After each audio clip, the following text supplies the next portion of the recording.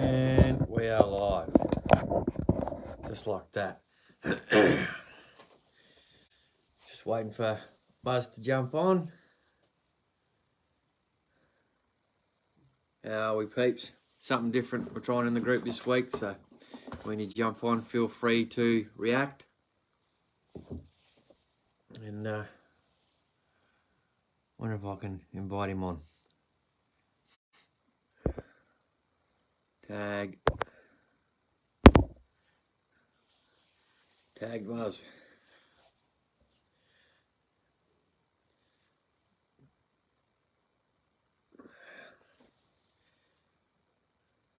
You on, Muzz? Haha, Muzz is here. Can you invite to come on live, Muzz, and we'll do it that way.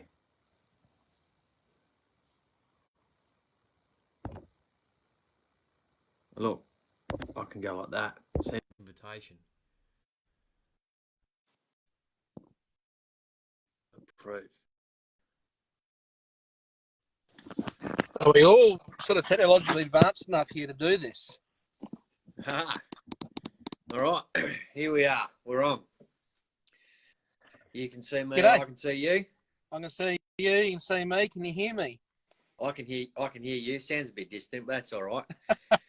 That sounds like me on a good day. Living on station country, everything's distant. Yeah, well, that's right.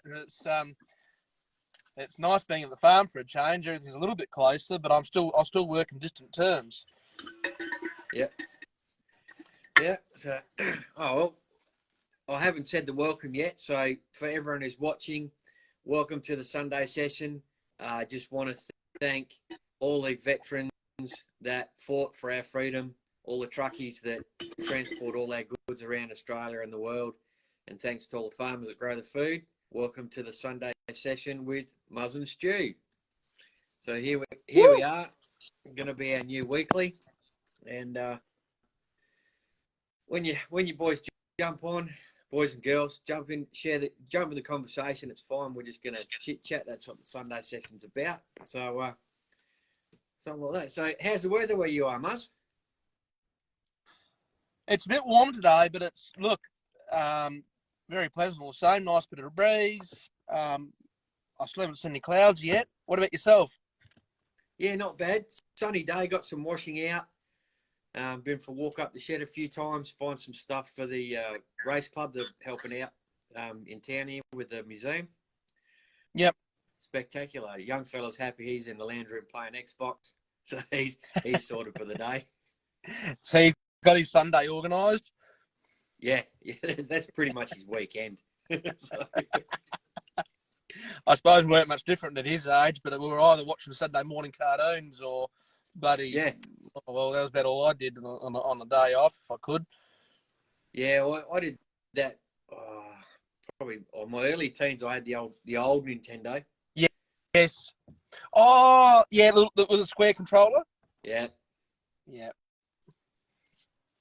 Yeah, that was me till my mid-teens, and then I found about 14, and Dad bought us a little Datsun 1600 sedan, and that was it. Once you got me in a car, you couldn't get me out of it. So. And that probably started your love for bloody fast motor cars, eh? Well, the bonus was I was 9 when they started the off-road race on the cousin's farm. Yeah. So got to grow up watching that, and then you turn up there and you go, I'd love to have a race car. So then every car turns into a race car. So, even the trucks. I reckon I was probably in my 20s, and I'd be out spreading urea in the truck and get down in the sand there, and you just send it into that corner a bit harder and get the wheels spinning. So probably down in the sand, probably doing 100 kilos of urea. Yeah. Yeah. As long as you didn't get bogged in the sand as you went around that corner, that was the idea, wasn't it? Try not to get bogged in the sand, just keep that pace up. Yeah. That's the theory I worked on. That was the excuse to flog it anyway. Isn't it funny, like you say that? I mean, I'm probably not a race car, race vehicle enthusiast, but it's like you know, I mean, mustering cars and stuff, like, you know, running around Suzuki's chasing cattle. And when I was a kid, you know, sheep to a certain degree, but that was mostly motorbikes. But anyway, but the Suzuki's, that got my fill, like, you know, chasing through thickets and scrub and river, chasing after naughty cattle. Yeah. And that there's a was skill good associated with that. So, like, good musterers can handle the vehicle and get around those trees and cut the calves off and stuff. And that's a skill in its own. And that does translate to, so when I raced off-road racing, it's very similar type skill. You're getting in and around the trees and stuff as the technicality. So that experience does translate through to that. So you wouldn't be, if you were to go and race in that sport now, you wouldn't be out of your realm anyway. No, and that's, I suppose it's an interesting thing. And I reckon that sort of skill set is a great thing for driving in Perth or any city as well. Like, I reckon it's great fun in, you know, getting on the freeway there and dodging in and out of traffic, because, you know, like, I probably sound mad for that, but it's kind of, you know, because of that conditioning, that's the word. Yeah. Conditioning. Yeah. You know, you sort of, you're prepared. You're aware of what's around you, what's going on. You can see what the other blighters are doing as they're bloody cutting in around you. And yeah, yes, hello. Go on, get out of it. But it's all relative, I think, you know. And I reckon we're good for. Excuse me, I've got a dog who really wants to join. Oh, bring the dog on. Come here. Hello, Annabelle. Hello, puppy dog. Hey, are we right now? It's not hot enough to let you sit on my lap as well. Oh, I see what's going on. Right, I'll get up then. No, on the back. I've found a nice little shady patch. There's a heap of bloody ants around. Just excuse me, Stuart. You're right, mate. Annie, come on. That's the fun. Oh, absolutely. Wouldn't be surprised how many blokes would bring their dogs down the pub anyway. Absolutely. And I rushed off and I forgot to bring the esky. How unorganised am I? That bourbon looks all right. have a sneaky lunchtime in the old race and stubby holder. Oh, that's the shot. So that's from around you guys again. Like, that's. With that, this was so in 2002. We're talking about life choices. 2002, I was in Perth. I'd moved to Perth, work on the race car and stuff like that. Mm-hmm. And the boys said, you know what? Fink time. Why don't we go to Fink? That's just out of Alice Springs, because it's a bit of an off-road race. And I went, oh shit! I was actually hunting some young fluff, and we were going out to a ball on the same weekend. And the boys are going, "You're an idiot, mate. You ain't getting any." And I was like, "You're probably right," but I said I'd go, so I'd do the righty. Yeah. So they brought me back because I was racing a blue HQ, might have been a HX about then. So they brought me back this guy's stubby holder. So this guy was at Fink, Bill, whatever, and he had a whole ute that he raced to Fink and back. And some of them put like the old F truck arms under the front, some big springs, get them up, and he's going, go bush flog the shit out of them. Absolutely. Good for mustering cows. Absolutely. I must admit, that's one thing. The Fink and the Dakar are two things I'd like to actually watch. A family friend of ours, let's go a bit old school, let's go to VHS. You know, he used to sit up and take things a bit play like overnight on SBS. Yeah. And so he'd set his VHS up to buddy tape it overnight. And that's cool. Like I like the idea that buddy, that to me, that's racing. Like, that's cool. Yeah. I quite often, as a young fella, would book the Bathurst weekend off and sit in front of the TV and watch Bathurst every year. Yeah, yeah. Not so much obviously. Nowadays, life tends to get in the way, but that, you know, Bathurst was my weekend, and that was not long. That was a little bit before Smithy's race weekend. So it just sort of that pre-harvest time, my ears like, oh, everything's race cars, race cars, race cars. Oh, you're going faster. Get a bit of bloody steam out before you got sitting in the machine. Yeah, yeah. And there was nothing more frustrating as if you started on canola and you get a nice big canola crop and you're doing like a whole 3 Ks an hour. It's like, that's so hard. Like, you just want to go, but you can't go because it's like, first world issue having a good why you canola like crop. buddy, your sprayer, your nifty nitro, or the bumblebee, sorry, because you can get it. You get a fair clip of knots out of that, wouldn't you? Yeah. No, bumblebee's pretty good. Probably I haven't harvested canola in that one. Oh, I did one year when I first got it. That was frosted. That was frustrating. Frosted canola does not feed because you cut it off. Really? And then it just sits up in the header comb there, and it doesn't want to. There's no gravity. There's no weight in it. And then you get half a gust of breeze, and it just jumps out the top of the header comb. So unless you've got this is on a draper front. So unless you've got the spiral reel, the tin fronts, they would be better to for feed that it in. sort of thing. Yeah, it's like pulls it in. Yeah. Because I haven't had much experience with crops or anything, but I did when I was 19. I did a chaser bin season with him, a bloke just not far from here, and my introduction to working for him was sitting in the header with him while he's using a draper front belt drive thing, picking up all the canola, and I was fascinated. I was like, I don't think this is what headers were supposed to do. Until once he got that done, I was in the bin, chaser bin, and then obviously got to doing loopings and weight and all that kind of caper, and yeah, that was experience for me. But long day sitting on your ass.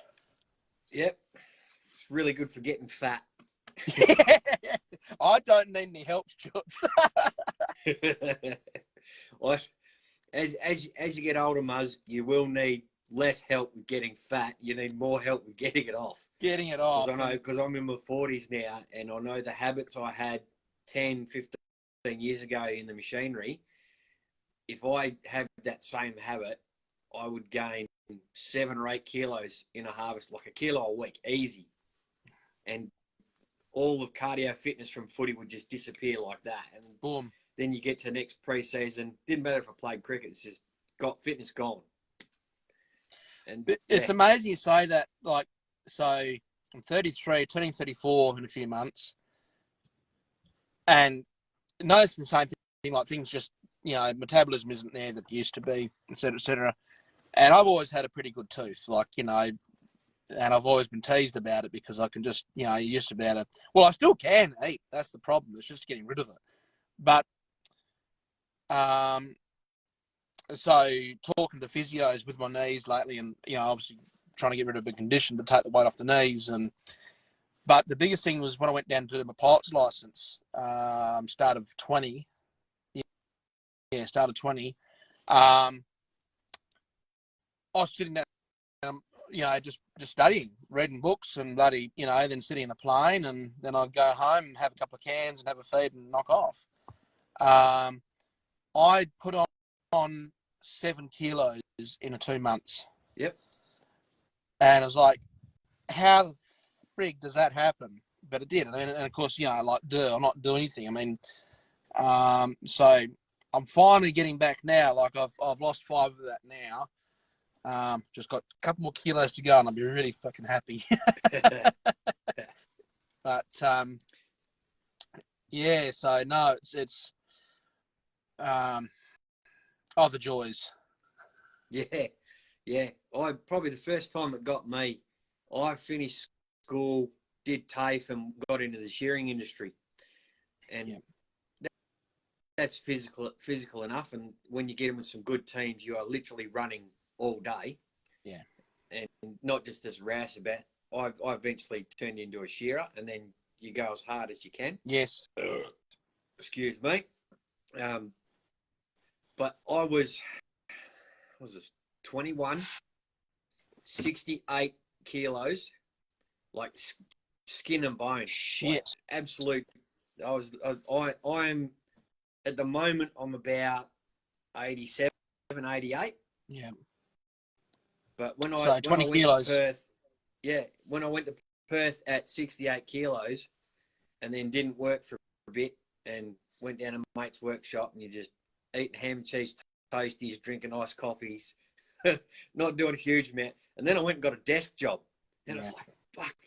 And I didn't realise, and it didn't occur to me until, well, even the boss politely pointed out. He goes, like, we're ordering uniforms. He goes, "Are you sure you're that size?" And I've gone, yeah, that's what I always wear. And then got the new pants and put the pants on. Oh, fuck, they're a bit tight. I've gone, fuck, maybe I'm not that size anymore. Yeah. And I'd blown out. I got out to 94 was my heaviest. Oh, wow. From 68 to 94 in 4 months. Fuck. But that's the amazing part. It's so easy to put the stuff on. Yeah. Yep. That's what I find heartbreaking. Like you know, and now I'm trying really hard to keep the shit off. If I slip for a day or two, it just whoosh. Yeah. Yep. I reckon we got this little trick now. So with the KA and being in the kitchen, give it the old water detox. I can go. So I've had a bit of a muck up weekend with the boys doing race car stuff yesterday. Had quite a few beers last night, and so I'm feeling it this morning. But I'll get through today, and then tomorrow breakfast, and I won't purposely skip lunch, but I'll just take more water to work and go do something, and do sort of like a water detox while I'm working. Yes. And then go through to dinner, and then just watch what I eat for the rest of the week and stuff like that. And I find that, well, because I've drunk enough, I'm on pH 9 at the moment. Yep. So because I've drunk enough of that, I've lost the interest in eating. I can get to even dinner most weeks and go, well, I'm not actually hungry, but I've got to eat, because I know I've got to eat, but I'm not. So what about nearly 3 years? The cravings after work, like not having to have that beer after work, because I used to have to have that can. Like it was don't bloody talk to me. I'm not starting dinner, not starting shit until I've got that can in my hand. Yeah. And to get rid of that craving, and even the iced coffees in the morning, that's just a habit I choose to keep.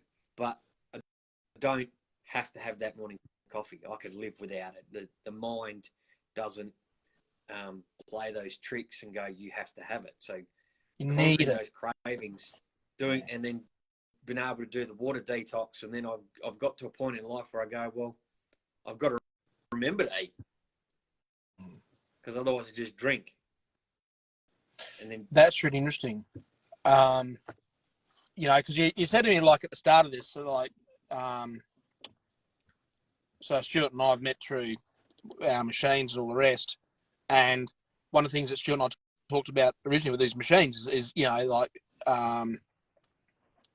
that he doesn't find that he has to eat as much, and I'm waiting for that because I still, but as long as if I can keep up my 4 litres of water a day of my good water out of the K8, and I'm mindful, and I get my good night's sleep. It all comes together, and it's a lot about, through that bit of discipline as well. As long as I can learn to cut back my meals, that's the biggest trouble. Like, I'm not 19 anymore. I can't get away with second and thirds anymore. And so I can now comfortably have a plate or a bowl of whatever I'm eating and go, have a think about it. You aren't actually fucking hungry. Yeah. And then just go to bed, drink some more water, and pass out, and then start again the next day. but I do think it helps a lot to that discipline. If you know, like that, obviously better hydration and that goes a lot to your cognitive abilities. Yep. Like, you actually think a lot clearer.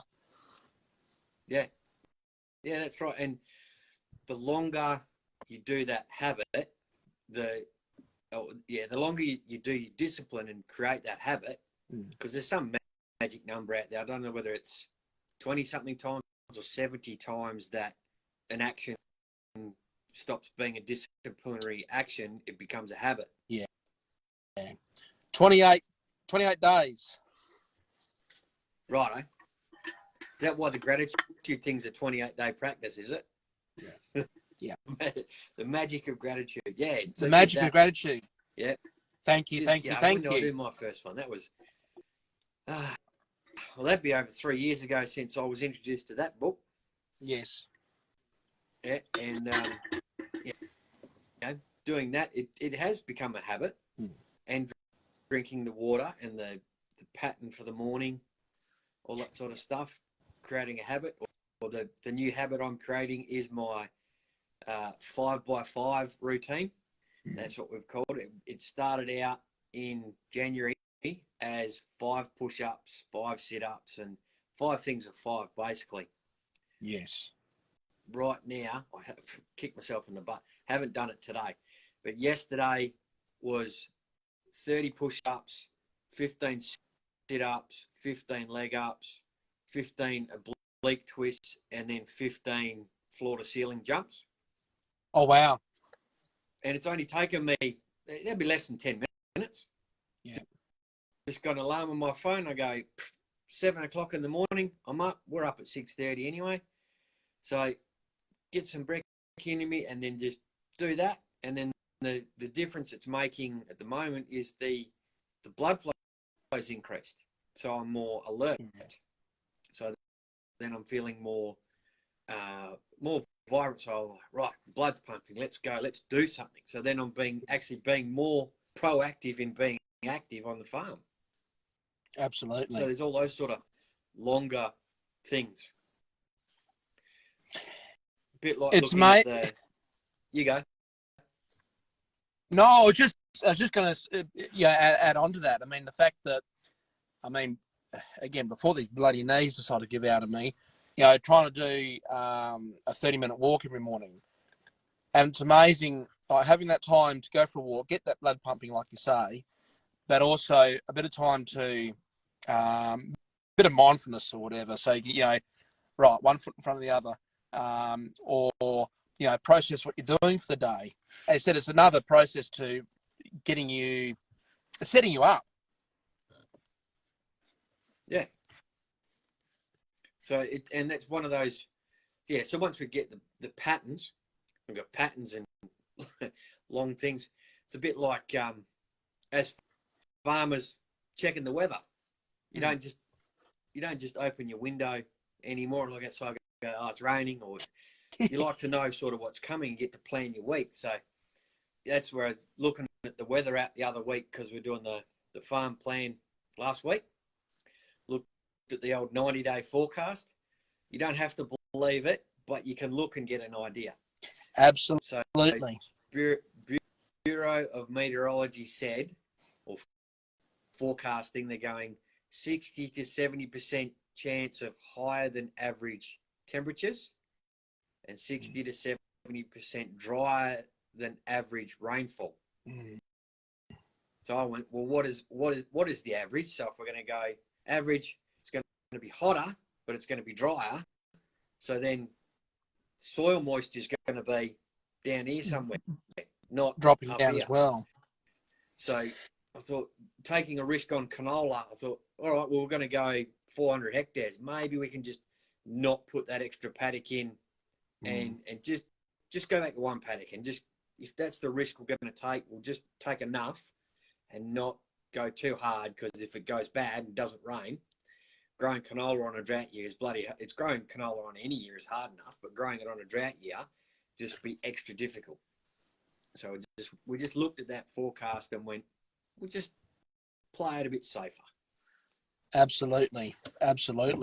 Because It's interesting you say that. I mean, there's so, you know, like I keep harping on about, like, you know, I'm still learning a lot about crops and things, but it is something, you know, using, you know, using weather apps for this is handy because, I mean, from what I understand, like, obviously I didn't even think about soil moisture for planting certain crops, but obviously it's nice to know when rain might be approaching if you want to do your seeding or you know, coming to harvest. Righto, how's our bloody forecast looking? Is it, you know, going to be too hot, too wet, too damp? I know it's obviously a thing. You've obviously got to hide them as well. But here, like, you know, you hear the cockies talk all the time about you keep an ear out to the radio while they're on the machine. But in the mornings, they can get a thing on the app. You know, whether it's I don't know. Which app do you use again, Stuart? So I got Bomb and Weather Yep. Zone. And Weather Zone. That's so I use the one. Some guys use the Elders one down here, but I use both of them and then sort of compare what they're saying, and then I'll make my own guesstimation on what's going on. That's that's fair. I mean, this is the thing. Like you said the other day, you know, you got all these tools on our phones to make the most of them, and that's the thing. Like,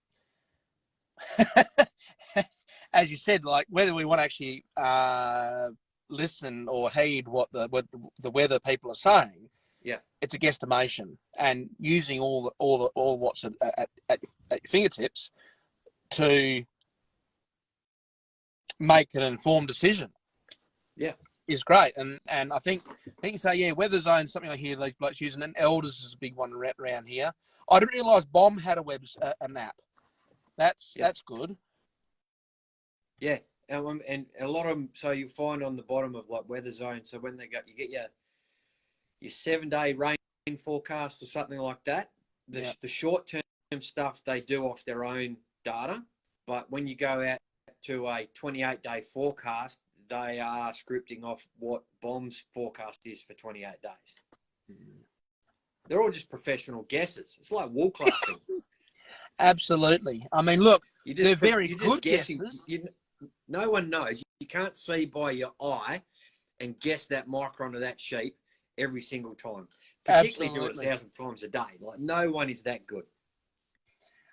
One of our neighbours here, you know, go back to crops, like, you know, because he was explaining to us about, I think he said, like, the rows of wheat on a head, like, you know, and saying, and he's telling my mum and I about it, and he said, you know, that's you sort of work your crop off the head, and mum says, you know, how many heads is that? You know, of course he's looking at it going, it's, you know, it's a 8-row crop, this one, whatever. And so we're going out there, we start to actually have a look at the crop, and he's counting, and we go, you know, 8, 9, 10. Oh, it's a bit better than he thought. Yeah. But as you said, like, you know, like, yeah, there's only so much you can do by guessing, and in that case, you know, he was underestimating. But I admire people who can look at stuff and guess things. But again, you know, coming down to that's an art form. I've actually got somewhere in my messy office. This one's not the cleanest either. There's a mathematical calculation for working out yield. Really? And I work, and it's to do, like, you got to count plants per square, or heads per square meter. Yes. Times by grain weight.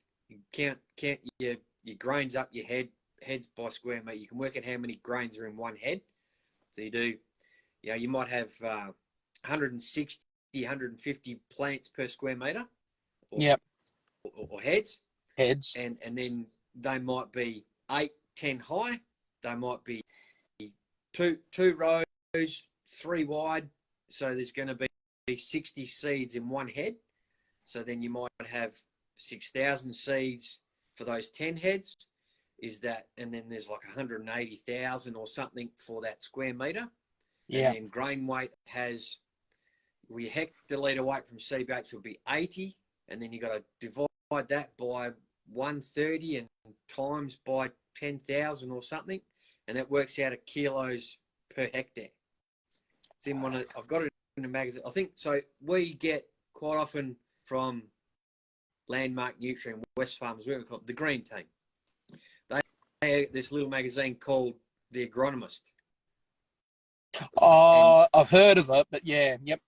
Yeah, so we get that, and some of these little bits come out in that. I actually, long story about that magazine. So the editor of that magazine, Tom Shaw, used to be an agronomist out here in Hyden and played footy with us here. So actually know the bloke that writes the magazine.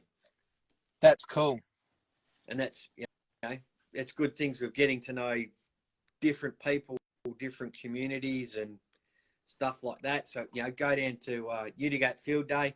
He might be down there in the nutrient tent, say, g'day, how you going, how's the kids, all that sort of stuff. And he's off in Perth now, so, you know, fun and games. That's cool. That's, yeah, he's obviously done well for himself. Yeah. From a bloke, he got the nickname out here, Axel, because he was towing a trailer and the wheel fell off. Don't know if you're frozen there, Muzz. But anyway, I'll keep talking. So Axel got his name because he broke an axle on a trailer. Muzz is still frozen. That's all right. Probably enough stories. We've been on here for nearly half an hour. So I thought we might sign off for this session, and cheers for the chat, and it's your bye next round. All right. See you later, people. We'll go with that.